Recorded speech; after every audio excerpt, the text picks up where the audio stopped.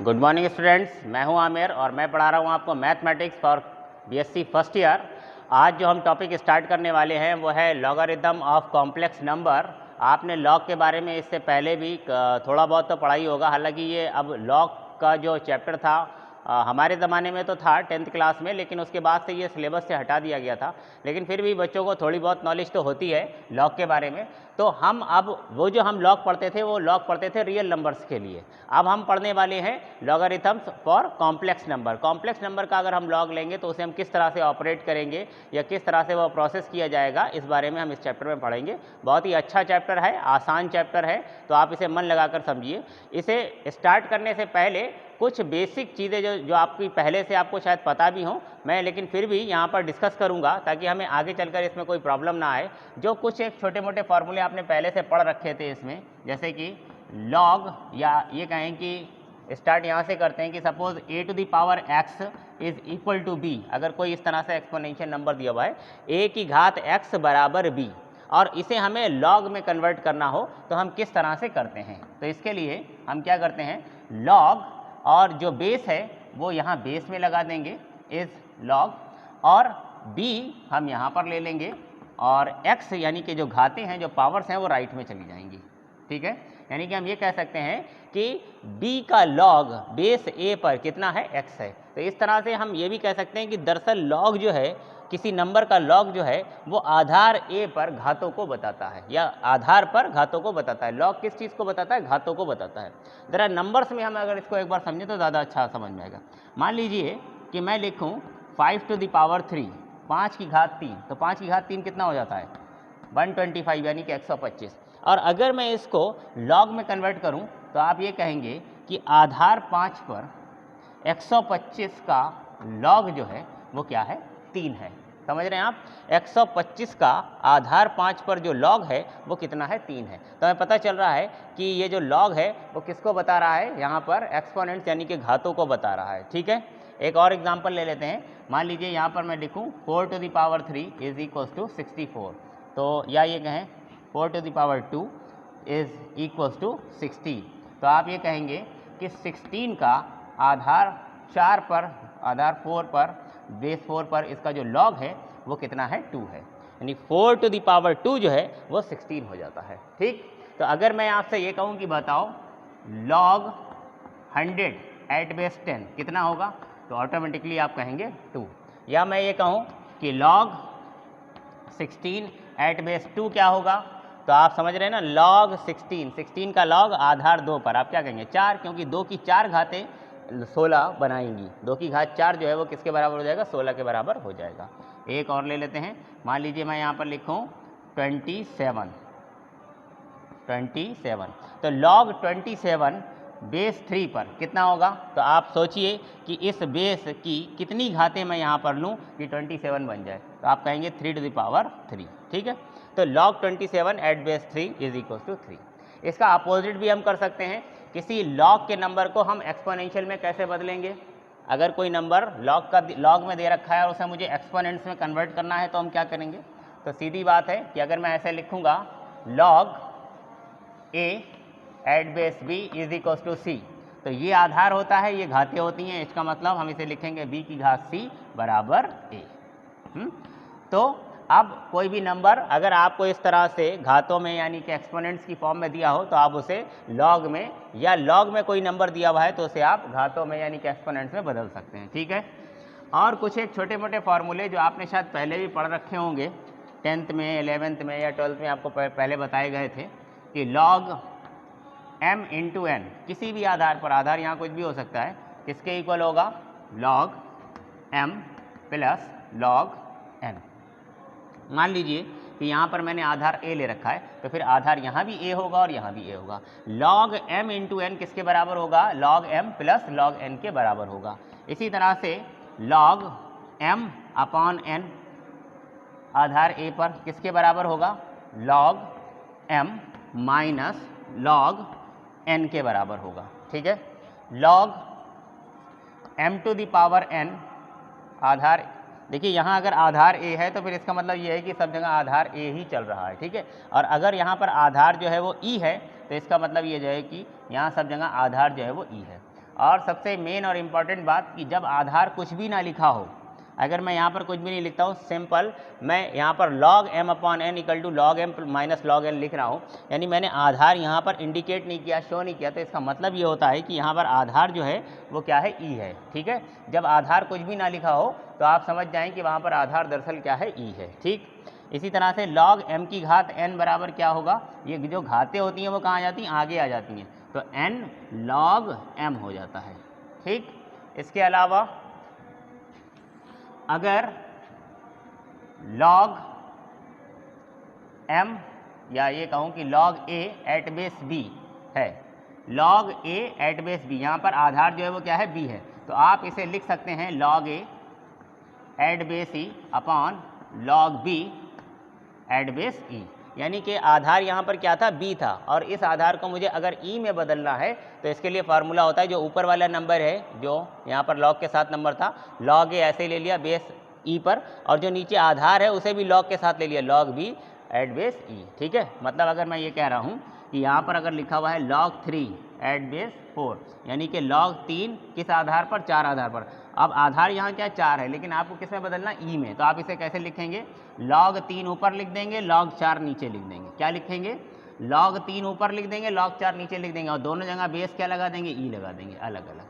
आ गई बात समझ में? तो इस तरह से हम क्या कर सकते हैं, किसी भी आधार को आधार e में बदल सकते हैं। ठीक, एक चीज़ और, इन सारे फार्मूलों को आप अच्छे से नोट कर लेंगे। ठीक है,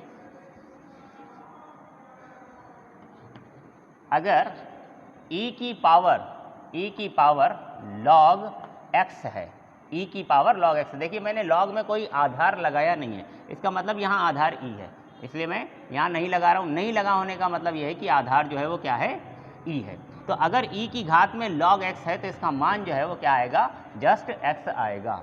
e की, फिर से समझ लीजिए, अगर मैं लिखता हूँ e की पावर log 4, e की पावर log 4, अब यहाँ आधार कुछ नहीं है, इट मीन्स आधार e है, तो इसका मान जो है वो क्या हो जाएगा, 4 ही हो जाएगा। आ गई बात समझ में? तो ये कुछ बेसिक से फार्मूले हैं जो आपने पहले पढ़ रखे होंगे, या मैंने सिर्फ इसलिए बता दिया कि एक तरह से आपका रिवीजन हो जाए। अब इस चैप्टर की बात हम करते हैं जो कि है लॉगरिथम ऑफ कॉम्प्लेक्स नंबर।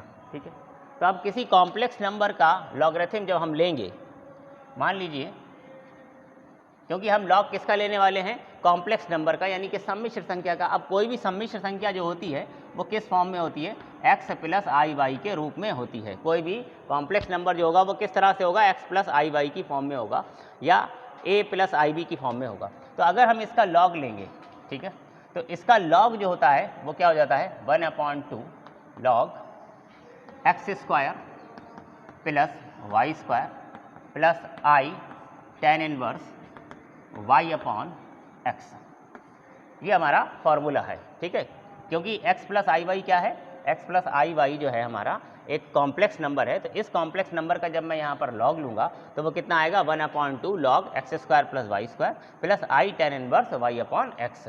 इसको हम प्रूव भी कर सकते हैं।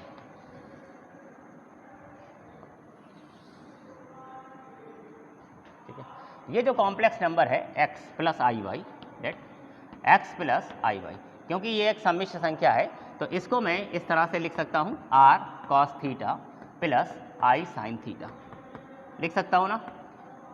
कोई भी आपने 11वीं क्लास में जब सम्मिश्र संख्या पढ़ी थी तो वहाँ पर आपको ये बताया गया था कि कोई भी जो हमारा सम्मिश्र संख्या है, कोई भी कॉम्प्लेक्स नंबर है, तो उसे हम पोलर फॉर्म में यानी ध्रुवीय रूप में बदल सकते हैं, और उसका ध्रुवीय रूप क्या होता था, r cos theta plus i sin theta. तो क्योंकि x प्लस आई वाई एक कॉम्प्लेक्स नंबर है तो मैंने इसको इसके ध्रुवीय रूप में ले लिया है। ठीक है, अगर मैं दोनों तरफ तुलना करूँ, अगर मैं दोनों तरफ इसकी तुलना करूँ तो ये कितना हो जाएगा, x बराबर यानी कि वास्तविक भाग इधर कितना आ जाएगा, r cos थीटा, और y या आभासी भाग जो है जो कि i के साथ है वो कितना आ जाएगा, y बराबर r sin थीटा। ठीक है, अगर मैं इसका वर्ग करके जोड़ूँ, यहाँ पर इसको और इसको वर्ग करके जोड़ दूँ तो हम ये सब 11वीं क्लास में कर चुके हैं, तो r स्क्वायर बराबर कितना आ जाता है, x square plus Y square आ जाता है। और अगर मैं भाग कर दूँ इसको, या ये कहें कि यहाँ से r जो है वो कितना आ जाएगा, under root X square plus Y square आ जाएगा। भाई ये बात तो समझ में आई ना, R square equal to X square plus Y square कहाँ से आ गया। जब आप इसे वर्क करेंगे तो ये हो जाएगा एक्स स्क्वायर, ये हो जाएगा वाई स्क्वायर। राइट साइड में वर्क करेंगे तो कितना होगा, R square cos square theta, और ये हो जाएगा R square sine square theta. जब हम इसको और इसको ऐड करेंगे तो आर स्क्वायर कॉमन आ जाएगा, cos square theta plus sine square theta क्या हो जाएगा, 1 हो जाएगा। तो आर स्क्वायर की वैल्यू आ जाएगी X square plus Y square, या ये भी कह सकते हैं कि आर की वैल्यू आ जाएगी under root X square plus Y square. ठीक, और अगर मैं इसको डिवाइड करूं, आर साइन थीटा को आर कॉस थीटा से डिवाइड कर दूं तो आर से आर कैंसिल हो जाएगा, और sine theta upon cos theta यानी कि टेन थीटा मेरे पास क्या आ जाएगा, वाई अपॉन एक्स। इसलिए मैं यहाँ से ये कह सकता हूँ कि थीटा जो है वो कितना है, tan inverse Y upon X है। ठीक, ये चीज़ें हम पहले भी निकाल चुके हैं। तो अब अगर मैं x प्लस आई वाई को R cos theta plus i sine theta ले रहा हूँ तो मेरी एक बात समझ में आ गई है कि r जो है वो कितना है, under root X square plus Y square है, और थीटा जो है वो क्या है, tan inverse Y upon X है। ठीक, अब इसको आगे करने के लिए मैं इसको थोड़ा मिटा रहा हूँ, इसकी ज़रूरत नहीं है।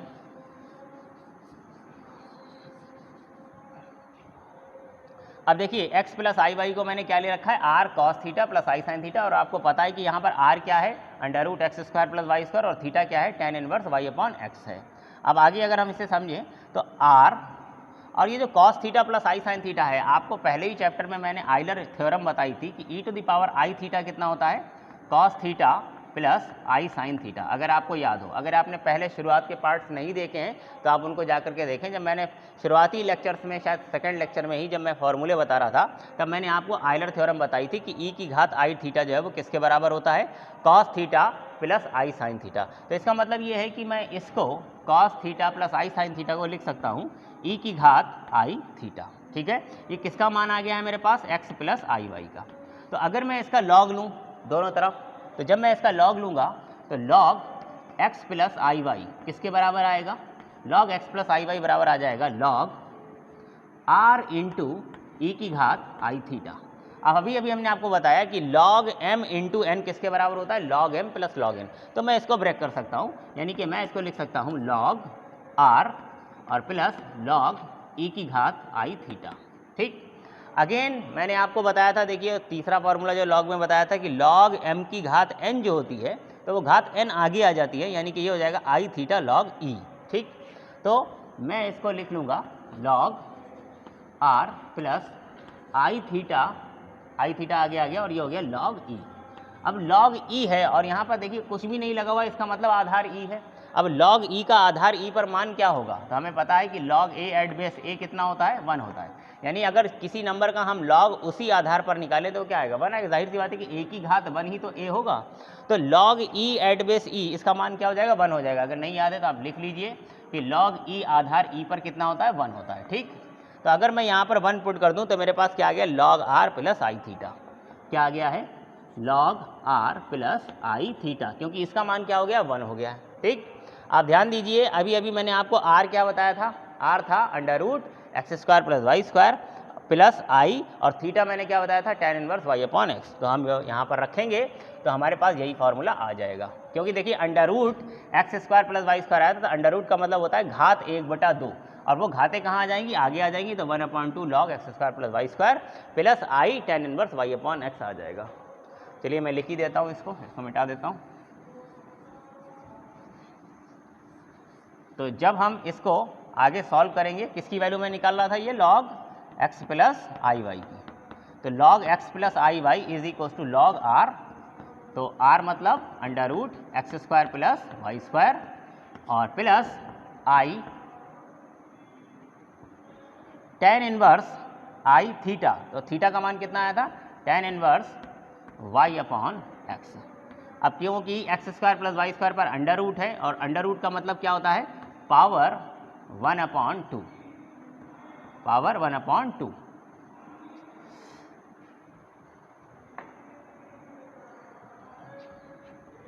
पावर 1/2। तो ये जो 1/2 है ये कहाँ जाएगा, आगे आ जाएगा। तो मैं इसको लिखूंगा 1/2 log X square plus Y square और plus I tan inverse Y upon X.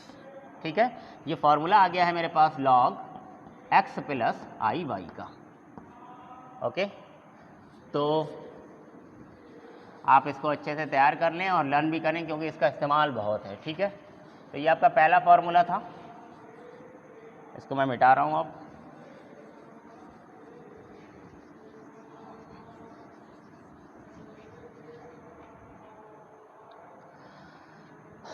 तो हमने जो फॉर्मूला पढ़ा वो क्या था, log x plus I Y is equals to 1/2 log x square plus Y square plus I tan inverse y upon x। ठीक, इसके अलावा जब हम log ले रहे हैं किसी भी कॉम्प्लेक्स नंबर का z मतलब वही अभी आपने लिया था क्या, x प्लस आई वाई, तो दरअसल ये जो होती है, क्योंकि log देखिए log जो होता है जब किसी कॉम्प्लेक्स नंबर का हम लॉग लेते हैं, रियल नंबर का लॉग तो वो एक यूनिक वैल्यू है, लेकिन जब हम किसी कॉम्प्लेक्स नंबर का लॉग ले लेते हैं तो ये जो फंक्शन होता है ये एक मैनी वैल्यूड फंक्शन होता है। मैनी वैल्यूड फंक्शन, जैसे कि एग्जांपल के बतौर मैं क्या बोलूँ, जैसे कि टेग्नामेट्रिक फंक्शन जो होते हैं हमारे, टेग्नामेट्रिक फंक्शन यानी कि त्रिकोणमितीय फलन जो आपने 11th-12th में पढ़े थे, sine theta, cos theta, tan theta, ये कैसे फंक्शन थे, ये भी मैनी वैल्यूड फंक्शन होते थे, क्योंकि थीटा के किसी एक मान के लिए एक से ज़्यादा सोल्यूशन यहाँ पर निकलते थे।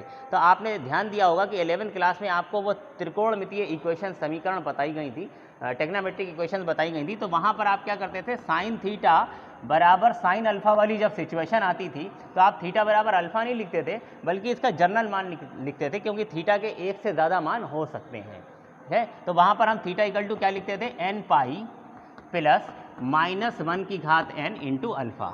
ऐसा हम इसलिए कहते हैं क्योंकि इस समीकरण में थीटा का कोई एक मान नहीं निकलता है बल्कि एक से ज़्यादा बहुत सारे मान निकलते हैं, या ये कहेंगे इनफाइनाइट मान होते हैं, क्योंकि टेग्नामेट्रिक जितने भी फंक्शन होते हैं वो कैसे होते हैं, वो साइक्लिक होते हैं, पेरियोडिक फंक्शन होते हैं, इसलिए हम ये कह सकते हैं कि ये एक मैनी वैल्यूड फंक्शन होते हैं। तो मैनी वैल्यूड फंक्शन होने का मतलब ये है कि थीटा के एक से ज़्यादा सोल्यूशन आते हैं, बहुत सारे सोल्यूशन आते हैं, और उन सारे सोल्यूशंस को दिखाने के लिए हमें इसकी जनरल वैल्यू जो है वो शो करनी पड़ती है। ठीक उसी तरह से जब किसी कॉम्प्लेक्स नंबर का, किसी सम्मिश्र संख्या का हम लॉग लेते हैं तो ये भी क्या है, एक मैनी वैल्यूड फंक्शन है, इसलिए आपको क्या करना होता है कि आपको इसकी जनरल सोल्यूशन देना पड़ता है। तो आपको इतना दिमाग नहीं लगाना, आपको तो सिर्फ इतना समझना है कि ये जो है log x प्लस आई वाई, ये क्या लिखा हुआ है, ये इसकी प्रिंसिपल वैल्यू लिखी हुई है, प्रिंसिपल वैल्यू। अगर हमें इसकी जो है वो जनरल वैल्यू लिखनी है यानी कि व्यापक मान लिखना है तो उसका क्या तरीका होता है, व्यापक मान को हम लिखते हैं कैपिटल L से। जब हम log लिखते हैं तो किससे लिखते हैं, कैपिटल L से लिखते हैं log को, स्मॉल l से नहीं। जब कैपिटल L से log लिखा हो तो ये क्या है, उसकी जनरल वैल्यू है, यानी कि व्यापक मान है। और ये व्यापक मान और ये जनरल वैल्यू और ये प्रिंसिपल वैल्यू में संबंध क्या है, आपस में रिलेशन क्या है, तो हम इसे बता रहे हैं x प्लस आई वाई, यानी कि किसी सम्मिश्र संख्या का जो आपने log लिया है और उसके जनरल वैल्यू की हम बात कर रहे हैं तो वो किसके बराबर होगा, log x प्लस आई वाई और प्लस 2n पाई आई। ठीक है, तो आपको सिर्फ इतना सा ध्यान रखना है, ये जो बातें मैंने बताई उन पर बहुत ज़्यादा आपको ध्यान नहीं देना है, अगर समझ में नहीं आ रहा है। आपको सिर्फ इतना ध्यान देना है कि ये है इसकी प्रिंसिपल वैल्यू, ये है जनरल वैल्यू। जनरल वैल्यू मतलब व्यापक मान, ठीक है, व्यापक मान है। और ये कौन सा मान है, मूल मान है, ये मूल मान है, ये व्यापक मान है। व्यापक मान को कैपिटल L से लिखेंगे लॉग में और मूल मान को हम स्मॉल l से लिखेंगे। ये जनरल वैल्यू है और ये प्रिंसिपल वैल्यू है, ठीक है। और जनरल वैल्यू को प्रिंसिपल वैल्यू में कन्वर्ट करने के लिए क्या करना होगा आपको, इस कैपिटल लॉग को स्मॉल लॉग में आप डायरेक्ट लिखेंगे और आगे क्या ऐड कर देंगे, 2n पाई आई। आई बात समझ में।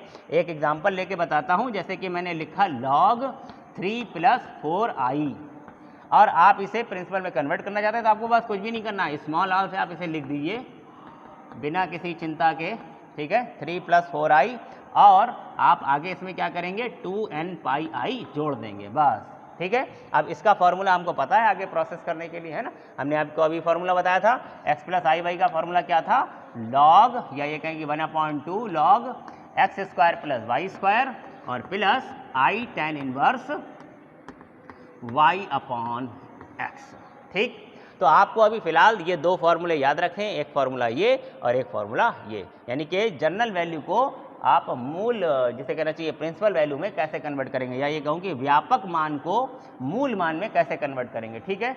अब हम शुरू करते हैं इसके कुछ 1-2 क्वेश्चन। सबसे पहला जो क्वेश्चन है इसमें लिखा है log 1 + i।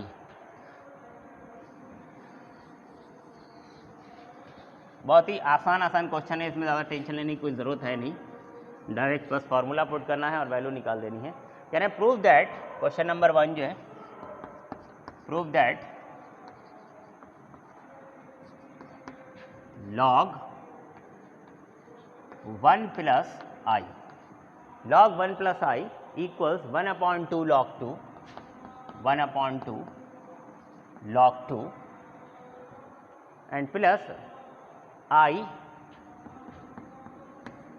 2n pi plus pi by 4, ठीक है, पाई बाय 4, ये हमको प्रूफ करना है और बहुत ही सिंपल क्वेश्चन है। तो हम तो बस क्या करेंगे, इसकी लेफ्ट हैंड साइड लेंगे, ठीक है। हमें क्या गिवन है, log 1 प्लस आई। अब देखिए ये कैपिटल एल से लिखा हुआ है, यानी कि जनरल वैल्यू है, इसे प्रिंसिपल वैल्यू में बदल दो। कैसे बदलेंगे, डायरेक्ट, कुछ सोचना नहीं है, बस कैपिटल एल को स्मॉल एल में कन्वर्ट कर दो और बाकी सब ऐसा ही 1 प्लस आई। बस आपको करना क्या होता है, साइड में इसके साथ में क्या जोड़ देना होता है, 2n पाई आई, आप इसमें और ऐड कर देंगे। तो बस ये जो हमारी जनरल वैल्यू थी वो प्रिंसिपल वैल्यू में कन्वर्ट हो गई, ठीक है। अब ध्यान दीजिए, हमने आपको log x प्लस आई वाई का सूत्र क्या बताया था, क्या फॉर्मूला बताया था, हमने बताया था log x प्लस आई वाई किसके इक्वल होता है, 1/2 log x square plus Y square और प्लस आई tan inverse y upon x, यही तो था फॉर्मूला।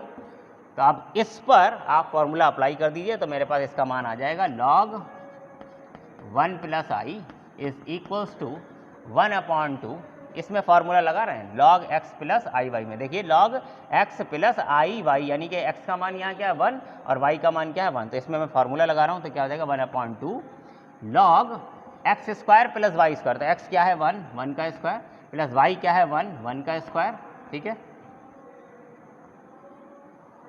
और प्लस आई tan इनवर्स क्या है y अपॉन x, तो यहाँ पर y कितना है 1 अपॉन x कितना है 1, ठीक। और ये तो हमने फॉर्मूला इसका अप्लाई कर दिया, आगे क्या है प्लस 2n पाई आई, ओके। अभी ये देखिए 1 का स्क्वायर 1, 1 का, ये क्या हो गया 2 हो गया, तो 1/2 log 2 हो गया, ये 1/2 log 2, ठीक है, प्लस आई tan इनवर्स, ये क्या है 1/1 क्या हो गया 1, तो tan इनवर्स 1 किसका मान होता है, किसके लिए, पाई बाय 4 के लिए, तो ये हो गया पाई बाय 4 और प्लस 2n पाई आई। इन दोनों में से हम कुछ कॉमन ले सकते हैं, तो मैं आई कॉमन ले सकता हूँ, ठीक है, आई कॉमन लूँगा तो ये आ जाएगा मेरे पास। तो यहाँ से आप यहाँ पहुँच जाएंगे, है ना। अब आपके पास log 1 प्लस आई का मान क्या आ गया 1/2 log 2 और प्लस इसमें से और इसमें से मैंने आई कॉमन लिया, तो क्या बचा 2n pi plus pi by 4, तो ये आपका हो गया प्रूव्ड। आइए देखते हैं नेक्स्ट क्वेश्चन। इसमें हमको प्रूफ करना है log of -5 equal to log 5 plus 2n pi i. लगभग वैसा ही क्वेश्चन है, कुछ खास नहीं है, बट इस बार जो है मेरे पास रियल नंबर है, कॉम्प्लेक्स नंबर नहीं है।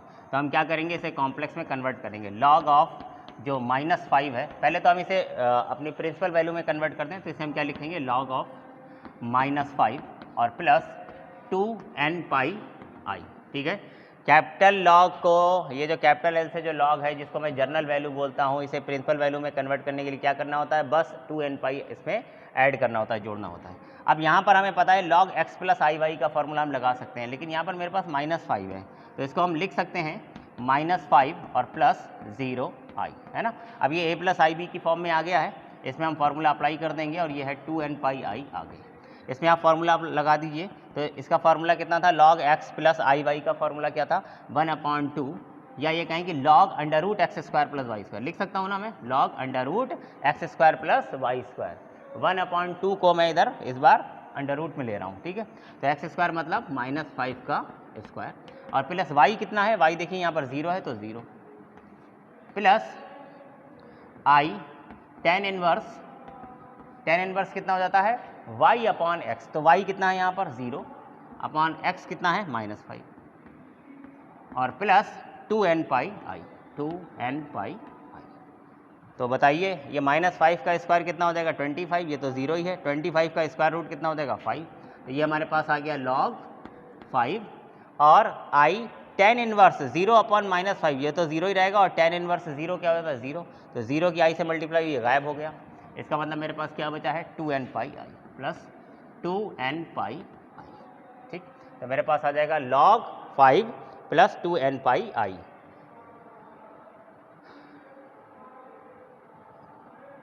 log of -5। कुछ गड़बड़ हो गया यहाँ पर 2n पाई और पाई आई आ रहा है, पाई आई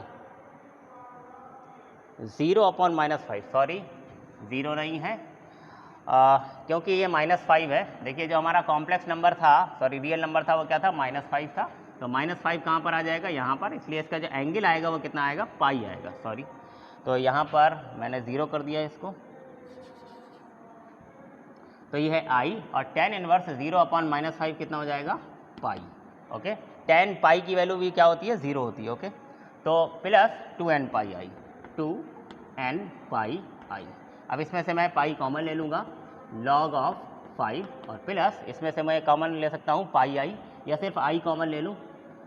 जो प्रूव करना है उसमें सिर्फ आई कॉमन है, तो ये हो जाएगा 2n पाई और प्लस पाई। ओके, अगर ये बात समझ में नहीं आई कि 0 के लिए एंगल जो है वो मैंने पाई कैसे ले लिया, तो आप समझिए किसी भी कॉम्प्लेक्स नंबर को हम आर्गेंट प्लेन में कैसे शो करते हैं। पहले तो आप इस क्वेश्चन को नोट कर लीजिए, मैं इसको मिटा देता हूँ। मैं आपको ये समझा रहा हूँ कि -5 के लिए मैंने एंगल जो यहाँ पर लिया है वो पाई क्यों लिया है, पाई क्यों आ रहा है, इसको हटा देते हैं।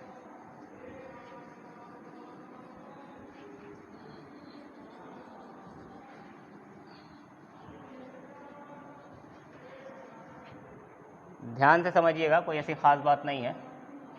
जैसे कि 3 + 4i, इसे अगर मैं ये कहूँ कि आप आर्गेंट प्लेन में शो करिए, ये एक कॉम्प्लेक्स नंबर है z, और इसे मैं ये कहूँ कि इस आर्गेंट प्लेन में शो करिए, तो ये हमारा जो होता है कौन सा होता है, वास्तविक एक्सिस होता है, जिसको हम बोलते हैं रियल एक्सिस, है ना, रियल एक्सिस या वास्तविक अक्ष। और ये कौन सा होता है, आभासी वाला, इमेजनरी एक्सिस, है ना, ये इमेजनरी एक्सिस होता है। तो कैसे शो करते हैं, इसका जो रियल पार्ट है वो कितना है, 3, तो रियल पार्ट यानी कि 1, फिर 2, फिर 3, तो मैं यहाँ आ गया, रियल पार्ट ये हो गया 3, और उसके बाद इमेजनरी पार्ट क्या है इसका, 4, तो 1, 2, 3, 4, तो इसे मैं यहाँ पर क्या, सपोज ये आ गया, ये हो गया 1, सॉरी ये क्या हो गया 3, 4, ठीक। तो ये जो पॉइंट है ये किसको शो कर रहा है, इस कॉम्प्लेक्स नंबर, इस सम्मिश्र संख्या 3 + 4i को शो कर रहा है। इसको मैं इससे ऐसे ज्वाइन करूं तो ये जो लाइन होती है ये क्या होती है, इसका मॉडुलस यानी कि इसका मापांक होती है, और ये लाइन एक्स अक्ष के साथ जो कोण बनाती है उसी को हम कहते हैं कोणांक यानी कि आर्गुमेंट, ठीक। अब ज़रा सोच कर देखिए, कोई कॉम्प्लेक्स नंबर z है जो कि सिर्फ 3 है और प्लस 0i है, यानी कि उसका वास्तविक भाग तो 3 है लेकिन आभासी भाग 0 है। तो जब वास्तविक भाग 3 है और आभासी भाग 0 है, तो वास्तविक भाग 1, 2, 3 और आभासी भाग क्या है, 0, तो या तो मैं ऊपर तो जाऊंगा नहीं, ना ऊपर ना नीचे, तो यानी कि कॉम्प्लेक्स नंबर z जो है वो कहाँ पर आया, यहाँ पर आया। तो अगर मैं इसको ओरिजिन से यानी कि मूल बिंदु से मिलाऊं तो ये जो लाइन है ये एक्स एक्सिस के साथ कितना कोण बना रही है, कोई भी कोण नहीं बना रही है, यानी कि यहाँ पर थीटा जो है वो कितना है, 0 है। आई बात समझ में। और यहाँ पर ये जो लाइन की लंबाई है ये क्या है, इसका मापांक है। लेकिन ज़रा सोचिए कि अगर z की बजाय, z पर 3 की बजाय -3 होता तो मैं ये कहता कि जो सम्मिश्र संख्या यानी कि जो कॉम्प्लेक्स नंबर -3 है, इसे मैं लिख सकता हूँ -3 + 0i। फिर से मैं ये कहूँ कि इसे यहाँ पर आर्गेंट प्लेन में शो करिए, तो आप कहेंगे इसका जो वास्तविक भाग है वो कितना, -3, तो -3 किधर होगा, -3, तो -1, -2, -3, सपोज ये आ गया -3, ठीक है। और इसका आभासी भाग क्या है, 0, तो ना तो मैं ऊपर जाऊंगा नीचे, मैं यहीं पर रहूँगा। तो ये आया कॉम्प्लेक्स नंबर z जो किसको शो कर रहा है, -3 + 0i को शो कर रहा है। ये कौन सा कॉम्प्लेक्स नंबर है, ये जो नंबर है ये कौन सा है, -3 + 0i। अब ये बताइए कि ये जो लाइन में अगर मैं इस कॉम्प्लेक्स नंबर को मूल बिंदु से ज्वाइन करूँ तो ये लाइन बन रही है, ये लाइन एक्स अक्ष के साथ कितना कोण बना रही है इस बार, 180 डिग्री, यानी कि जिसको मैं कहूँगा पाई। आई बात समझ में। तो इसलिए जो मैंने अभी क्वेश्चन लिया था उसमें z = -5 था, तो -5 के लिए जो एंगल आएगा, जो उसका कोणांक आएगा, जो थीटा आएगा वो कितना आएगा, पाई आएगा। मैंने गलती से उसे 0/-5 0 रख दिया था, ठीक है। तो आप ध्यान दीजिए कि जब भी z जो, अच्छा z = अगर i हो, आपको ज़्यादा टेंशन लेने की जरूरत नहीं है। अगर z = सिर्फ i है, वास्तविक भाग नहीं है, तो सोचिए इसको अगर मैं शो करूँ तो मैं क्या लिखूँगा, 0 + 1i लिखूँगा। तो अगर इसका वास्तविक भाग जो है वो 0 है तो इट मीन्स मैं यहीं पर रहूँगा, लेकिन इसका आभासी भाग कितना, 1, तो आभासी भाग 1 यानी कि कॉम्प्लेक्स नंबर यहाँ पर आया। अगर कॉम्प्लेक्स नंबर यहाँ पर है और इसको मैं मूल बिंदु से ज्वाइन करूँ तो ये रेखा आएगी, ये वाली लाइन आएगी, ये लाइन एक्स अक्ष के साथ कितना कोण बना रही है, 90 डिग्री। यानी ये आप ये कहेंगे कि इसका लिए जो कोणांक है, जो थीटा है, वो कितना है, π/2 है।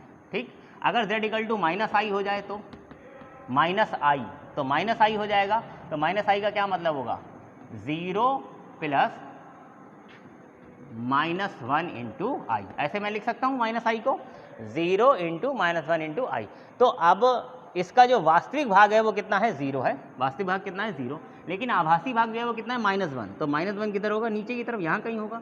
तो ये है हमारा कॉम्प्लेक्स नंबर। अगर इसको मैं इससे ज्वाइन करूँ, इसको मैं इससे ज्वाइन करूं, तो ये जो रेखा है ये एक्स अक्ष के साथ कितना कोण बना रही है, तो या तो आप ये कहेंगे 270 डिग्री का कोण बना रही है, या आप ये कहेंगे -90 डिग्री का कोण बना रही है। ठीक, तो आप इसके लिए जो एंगल लेंगे थीटा, वो कितना लेंगे, माइनस का π/2 लेंगे। आई बात समझ में।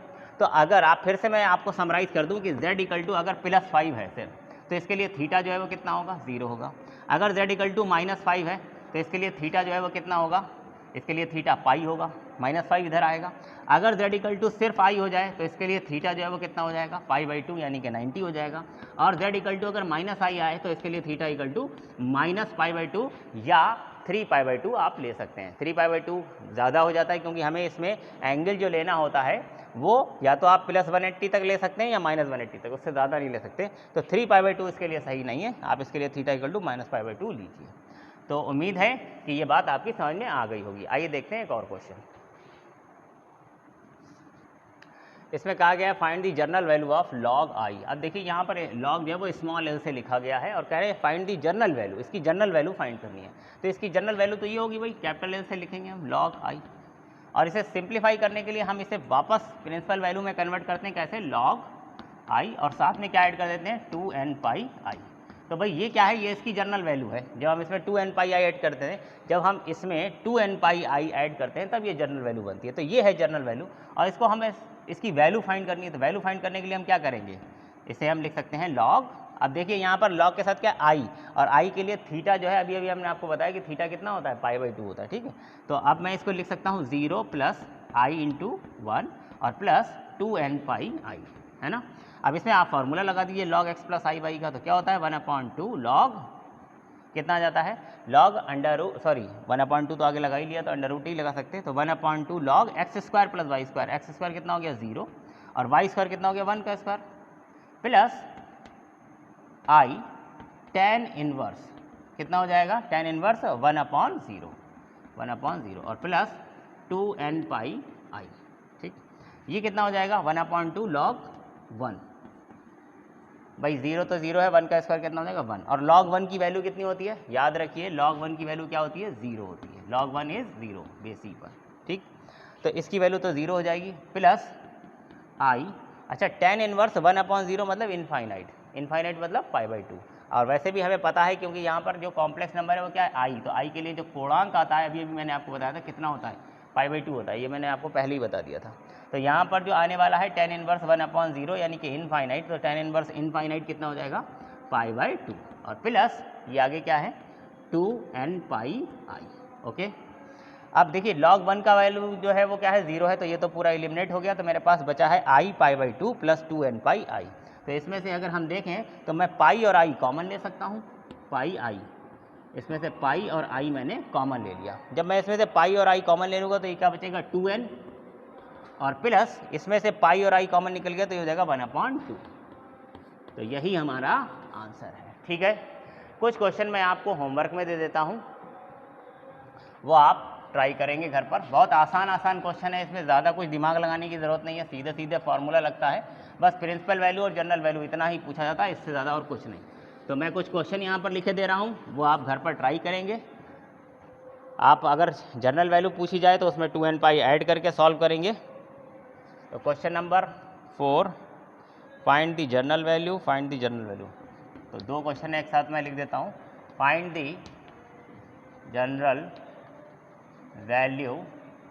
जनरल वैल्यू आपको फाइंड करनी है फर्स्ट किसकी, log ऑफ -i की, और second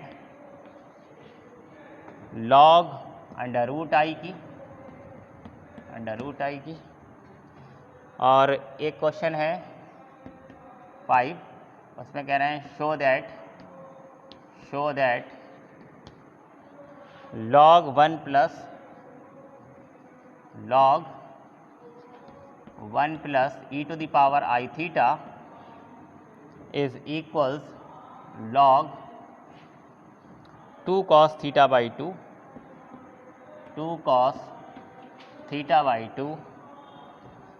plus 1/2 I theta, okay. और एक क्वेश्चन और है, prove log a plus ib upon a minus ib is equals 2i tan inverse b upon a, ठीक है। तो ये क्वेश्चंस आपके होमवर्क में हैं, इनको आप ट्राई करिएगा। इसमें ऐसा कोई क्वेश्चन नहीं जो आपसे ना हो। आप इसमें log m अपॉन n का फॉर्मूला लगाइए, log m minus log n करिए और दोनों फार्मूले ओपन कर दीजिए, log a प्लस ib का और इसे भी log a प्लस ib के फार्मूले से ओपन कर दिए। याद रखिए कि यहाँ पर b जो है वो क्या है, माइनस b है, उसी के अकॉर्डिंग आप उसको प्रोसेस करिए, ये आपका आ जाएगा, ठीक है। तो बहुत ही आसान से क्वेश्चन है, आप इनको ट्राई करिए। मैंने आपसे इससे पहले भी वीडियो में कहा था कि मैं आप लोगों को एक बार संडे को यहाँ पर बुलाना चाहता हूँ, क्योंकि देखिए सिर्फ ऑनलाइन से बात नहीं बनेगी।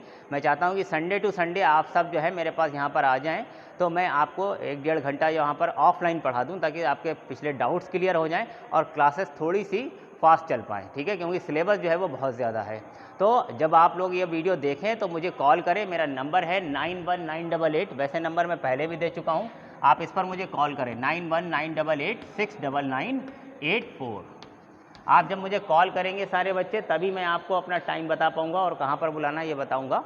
तो आप मुझे इस पर ज़रूर कॉल करिए, ताकि मैं आपको इस बार संडे में एक क्लास आपकी ले सकूँ, ठीक है। मिलते हैं आप कल, थैंक यू।